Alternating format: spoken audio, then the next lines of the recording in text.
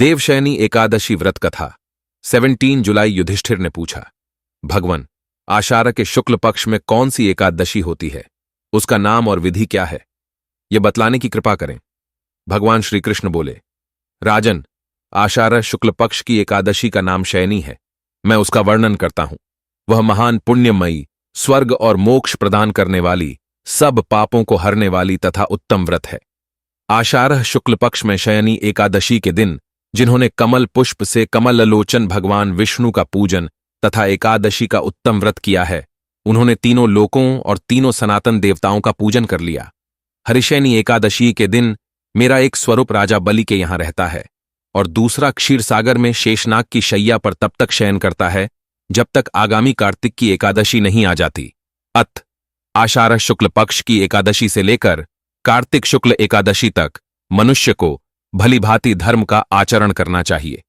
जो मनुष्य इस व्रत का अनुष्ठान करता है वह परम गति को प्राप्त होता है।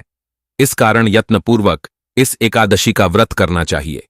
एकादशी की रात में जागरण करके शंख, चक्र और गदा धारण करने वाले भगवान विष्णु की भक्तिपूर्वक पूजा करनी चाहिए।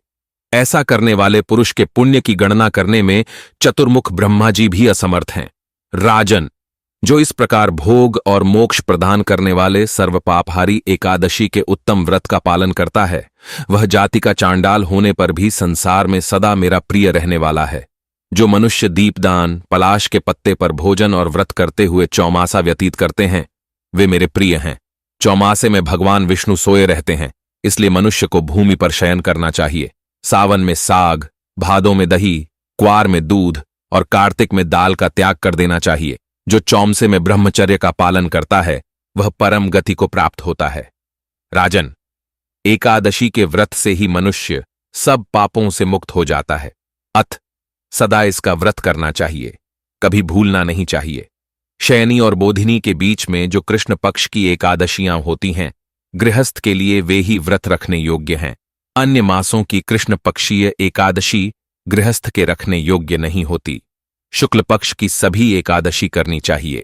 व्रत खोलने की विधि: द्वादशी को सेवा पूजा की जगह पर बैठकर भुने हुए 7 चनों के 14 टुकड़े करके अपने सिर के पीछे फेंकना चाहिए। मेरे 7 जन्मों के शारीरिक, वाचिक और मानसिक पाप नष्ट हुए। यह भावना करके 7 अंजलि जल पीना और चने के साथ दाने खाकर व्रत खोलना चाहिए।